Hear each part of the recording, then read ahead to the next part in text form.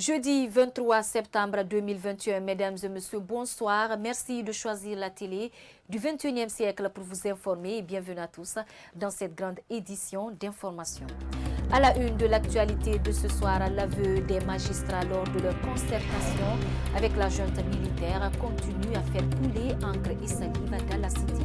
Un défenseur des droits de l'homme se prononcera sur la question dans ce journal.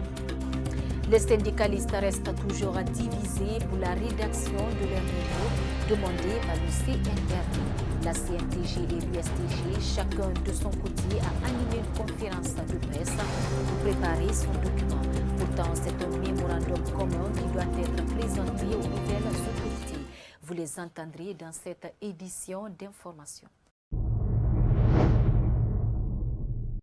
Encore une fois, bonsoir et merci de choisir Star 21 TV. Bref, pour commencer, les fêtières des organisations de femmes et de jeunes ont aussi rencontré le Comité national pour le rassemblement et le développement CNRD ce jeudi dans la dynamique des consultations nationales en cours en vue d'une transition inclusive et apaisée.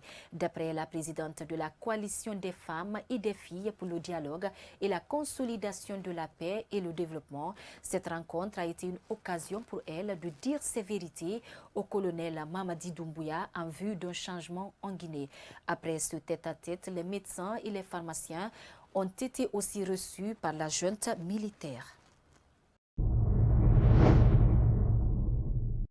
Toujours brève dans ce journal sur une décision du président du CNRD, la junte au pouvoir en Guinée depuis la chute du régime du président Alpha Condé le 5 septembre.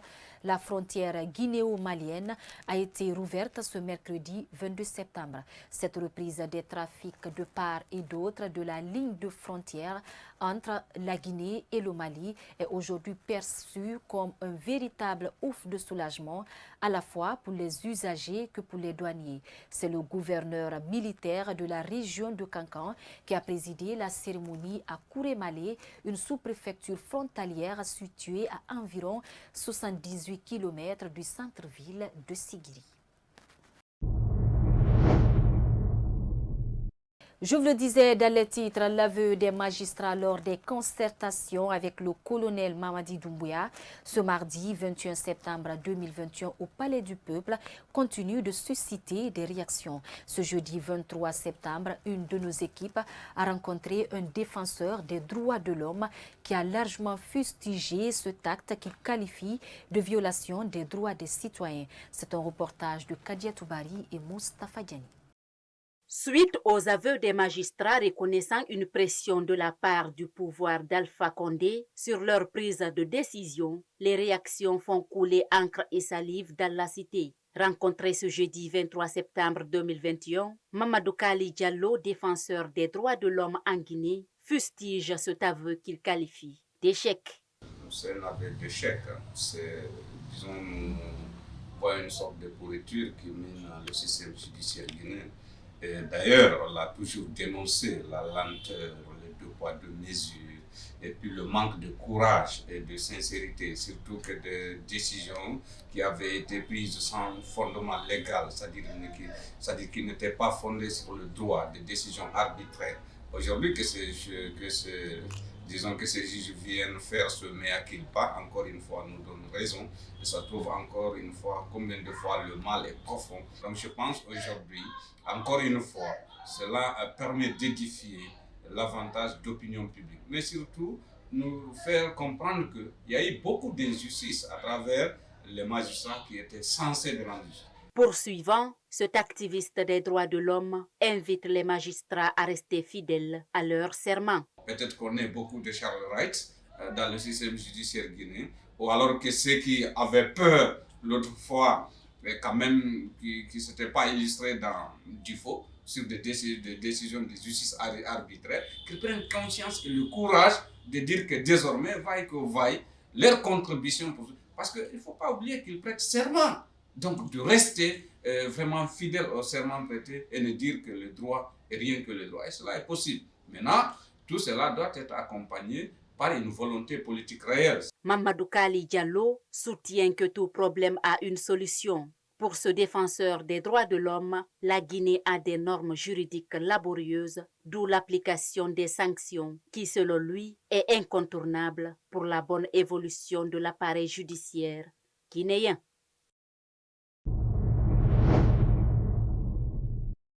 Page éducation dans ce journal, l'éducation guinéenne est en jeu.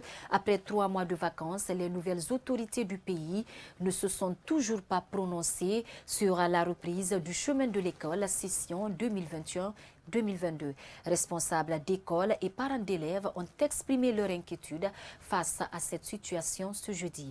Reportage Mariam Bari et Ibrahima Khaled Silla. Nous sommes vers la fin du mois de septembre, qui d'habitude est une période qui signale la fin des grandes vacances scolaires et annonce la rentrée des classes en Guinée.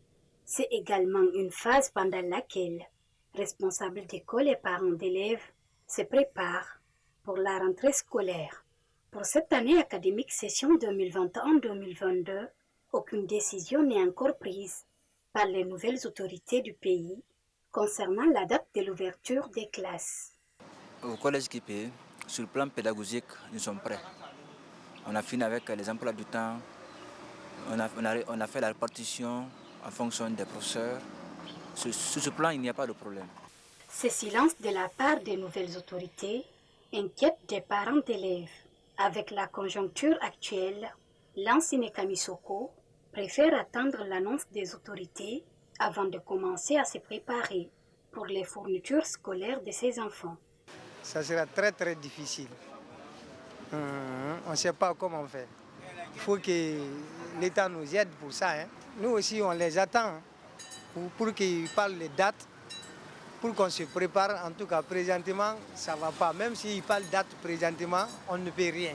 Face à cette situation, ces principales écoles interpellent les parents d'élèves de s'impliquer davantage dans l'éducation de leurs enfants. Les parents n'arrivent plus à s'impliquer dans l'évolution des cours, dans l'encadrement des élèves. Nous voulons désormais que les parents s'impliquent parce que nous sommes dans une nouvelle dynamique. Chacun doit jouer sa partition pour que les choses changent de façon positive. Aux yeux de certains observateurs, le changement de force du régime à travers un coup d'État militaire le 5 septembre dernier serait la cause du retard de la fixation d'une date pour la rentrée scolaire de l'année académique 2021-2022. Je le disais également dans les titres, l'USTG et la CNTG ne conjuguent pas le même verbe avant même la destitution d'Alpha Condé au pouvoir par les forces spéciales. Après leur rencontre du tête-à-tête avec la junte militaire le week-end dernier, ce jeudi 23 septembre 2021, chacune de ces centrales a tenu une conférence de presse autour du mémo qu'ils doivent présenter aux nouvelles autorités du pays. Ibrahima Timboubari et Ibrahima Diallo étaient de la partie. 5 jours après leur tête-à-tête avec le CNRD, l'USTG et la CNTG peinent à s'entendre pour la rédaction du mémorandum qui sera présenté aux nouvelles autorités dans les jours à venir. Ce jeudi, chacune d'elles a tenu une rencontre pour rédiger son propre mémo. L'USTG, à travers son secrétaire général, déplore l'attitude de la CNTG et demande l'arbitrage de l'État. Nous ne pouvons pas aller là-bas. Il faudrait que l'État puisse prendre ses responsabilités pour que la bourse de travail revienne à l'ensemble des travailleurs guinéens. Et ensuite, produire un mémorandum qui dénonce l'État et qui fait des recommandations pour notre contribution à la réussite de la construction d'une Guinée nouvelle que nous attendons tant. Contrairement à ce dernier, son camarade de la CNTG reste convaincu d'être sur la bonne voie. Nous sommes sur la ligne, nous sommes sur la trajectoire édictée par le colonel Mamadi Doumbouya, président de la République, chef de l'État. C'est un seul et unique mémo qui va être posé devant les nouvelles autorités de ce pays. Dans la mesure où c'est un seul mémo qui sera déposé auprès des nouvelles autorités du pays, attendons de voir la suite. Toujours dans l'actualité, suite à leur concertation avec les nouvelles autorités du pays le week-end dernier, les centrales syndicales ont déjà entamé la rédaction de leur mémo demandé par la junte militaire. Malheureusement, les deux grandes organisations syndicales, CNTG et l'USTG, n'arrivent pas à s'entendre sur la rédaction de ces mémos où ils doivent faire des propositions pour une transition réussie après le coup d'État contre Alpha Condé le 5 septembre dernier. On écoute Boubacar Birobari du CNTG qui estime qu'une synthèse sera faite par les autorités. Nous avons pensé que dans l'un ou dans l'autre, que ce soit un document ou deux, pourvu qu'on ne dépasse pas deux, une synthèse sera faite. Donc, c'est aussi bon d'évoluer dans la contradiction. Un arbitrage sera certainement fait à cet effet, mais on n'est pas obligé d'être quelque chose qu'on n'est pas. Il se pourrait que des pommes de discorde nous opposent les uns les autres. Nous avons pensé qu'aller nous retrouver dans ce climat-là pourrait produire des impasses, toutes choses que nous ne souhaitons pas maintenant, parce que le CNRD a usé de ses atouts pour que les concertations soient inclusives. Et nous n'avons pas le droit non plus de faire en sorte que ce soit qu'elle soit exclusive. Donc nous nous inscrivons dans la logique de cette inclusivité et nous pensons que ce n'est pas un hic, ce n'est pas une faiblesse, ce n'est pas une tare que nous concevions un mémorandum à notre manière et que les autres aussi le fassent. Il n'y a aucun problème, il n'y a aucun mal en ça. Impact pour une Nouvelle-Guinée est une ONG créée depuis 2009 à Gamal Abdel Nasser de Conakry. Elle se bat pour la promotion de la démocratie, la bonne gouvernance et la justice sociale. Ce jeudi 23 septembre, cette structure non gouvernementale s'est adressée aux nouvelles autorités à travers une déclaration. Yaya Bari était de la partie, suivez son compte-rendu. Créée en 2009 pour la promotion de la démocratie, la bonne gouvernance et la justice sociale, l'ONG Impact pour une Nouvelle-Guinée s'est adressée ce jeudi 23 septembre 2021 aux nouvelles autorités guinéennes à travers une déclaration. Réunis dans un réceptif hôtelier de la place, le président de cette structure a attiré l'attention du colonel Mamadi Doumbouya sur la reconduction de certaines institutions. Impact pour une Nouvelle-Guinée, ING, prend acte de la prise du pouvoir du 5 septembre 2021 du CNRD. Vu les différentes déclarations du CNRD dans le communiqué numéro 1 à 36, ayant conscience du système qui a été forgé depuis plus de 40 ans, qui nous a conduit à la gabegie financière, à l'ethnocentrisme et à tous les maux dont souffre la Guinée, la reconduite de certaines institutions telles que la HAC, la Cour des comptes, la Cour suprême peuvent nous conduire à la pérennisation de l'ancien système. Thierno Sadou Diallo souhaite à ce que la loi soit appliquée sur les personnes qui ont contribué au pillage du pays. Mon colonel, vous avez dit que la justice sera la boussole qui orientera chaque citoyen guinéen. Nous tenons à vous rappeler que l'application correcte de la justice à l'endroit des personnes qui ont commis des crimes économiques, des crimes de sang, des crimes contre la démocratie n'est pas une chasse aux sorcières. A rappelé qu'Impact pour une Nouvelle-Guinée n'est pas à sa première sortie pour attirer l'attention des autorités. Elle avait fait la même chose en 2009 avec le CNDD et l'ancien président Alpha Condé en 2020. Elle demande à toutes les forces vives de la nation à s'unir et à sacrifier leur intérêt personnel au profit de la nation guinéenne et au CNRD d'entrer dans l'histoire sans faire des histoires. page religion dans ce journal. La religion musulmane est composée des sunnites, des tidjanias et des chiites. De nos jours, les fidèles de cette religion sont divisés à cause de certains principes. Une de nos équipes a rencontré ce jeudi un imam qui a apporté des précisions sur ce sujet. Mariam Kindibari et Alassane Souma pour le reportage. L'islam est une religion pratiquée par les fidèles musulmans. Cette religion, qui est composée de sunnistes, des tidjanias et des chiites, crée souvent des confusions entre les fidèles. Chacun tire le drapeau de son côté pour le respect des principes de cette religion.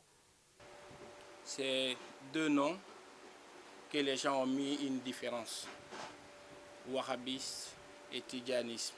Mais aujourd'hui, par une connaissance un peu évoluée, un peu innovée, ceux qu'on appelle les wahhabistes ont changé le nom et se sont revenus sur le nom qu'on appelle Ahlus Sunna wal Jama'a. Vous comprenez? Mais nous tous, nous nous réclamons Ahlus Sunna wal Jama'a. Aucun musulman qui témoigne que l'unique Seigneur est Allah et Mahomet est son messager est appelé Ahlus Sunna wal Jama'a. Poursuivant, ce religieux explique l'origine du sunnisme. Maintenant, d'où vient l'idéologie de wahhabistes? Ils se sont fiés sur un des 4 plus grands savants musulmans. Et parmi eux, le dernier, qu'on appelle Imam Ahmad ibn Hanbal. C'est lui le dernier. Vous comprenez?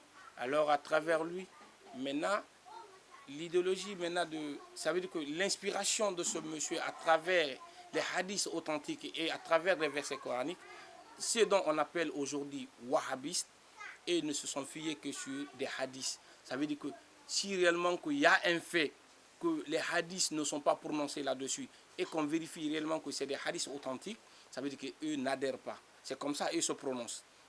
Face à cette situation, l'imam Abdoulaye Sankong interpelle les fidèles musulmans de chercher à connaître la religion musulmane. Ça veut dire que moi, mon message aujourd'hui est d'attirer la jeunesse musulmane de connaître l'islam. L'islam n'a pas d'impact sur leur mode vestimentaire. Mais c'est ça qui empêche aujourd'hui les jeunes musulmans d'adhérer à l'islam ou peut-être de chercher la connaissance de l'islam. Selon certains versets de l'islam, le bon musulman, c'est la personne qui a la foi en Dieu et qui traite son prochain comme il l'aurait souhaité pour sa personne.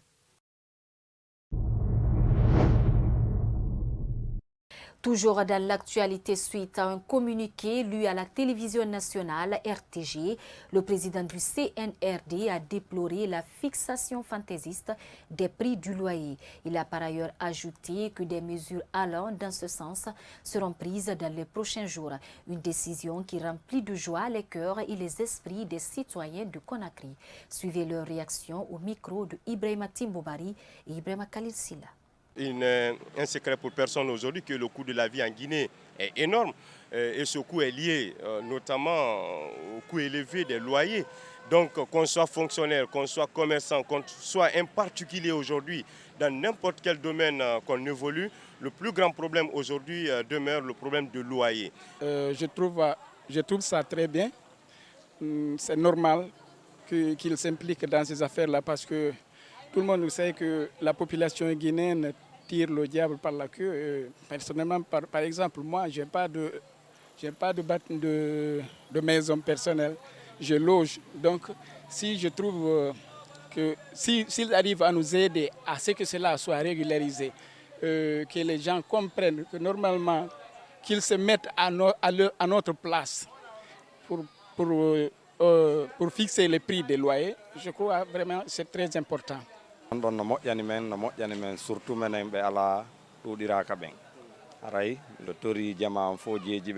C'est une très bonne idée pour nous qui n'avons pas de maison. Je demande à tous les Guinéens d'accompagner le colonel Mamadi Doumbouya dans cette proposition, car c'est pour le bien de tous. C'est très dur pour nous, surtout quand la fin du mois arrive. Alors si on nous aide, ça nous fera vraiment plaisir.